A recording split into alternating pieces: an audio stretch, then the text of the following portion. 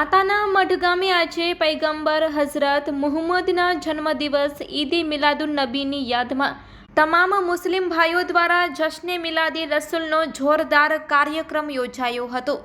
સવારના 8:30 વાગ્યે કુંભારવાસથી યુનુસ નીકળ્યો હતો, જે બજાર ચોક ઇમામવાડી મસ્જિદ નોતિયારવાસ માર્ગે પસાર થઈ અંતે જામા મસ્જિદ પર પૂર્ણ થયો હતો।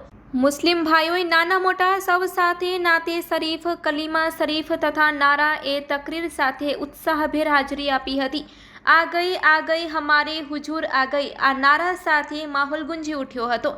માતાના મઢ સુન્ની મુસ્લિમ યુવા કમિટી દ્વારા તહેવારી મહેફિલમાં દૂધ તથા કોલ્ડ્રિંકનું વિતરણ કરવામાં આવ્યું હતું, જેને કારણે આ દિવસ યાદગાર બન્યો હતો। બપોરે 11:30 વાગ્યે જામા મસ્જિદ ખાતે તકરીર કાર્યક્રમ યોજાયો હતો, જેમાં મૌલાના સાહેબે નબીએ પાકના જીવનથી મળતા માર્ગદર્શન તથા ઈદ મિલાદુન નબીના પવિત્ર સંદેશ વિશે સમજણ આપી હતી।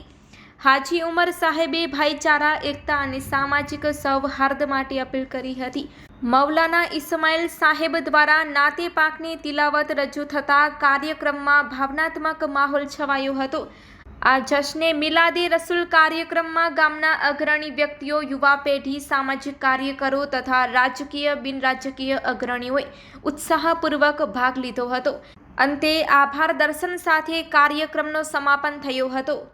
Report by Adam Notiyar, Kutch care TV news bureau chief, Lakhpat taluka.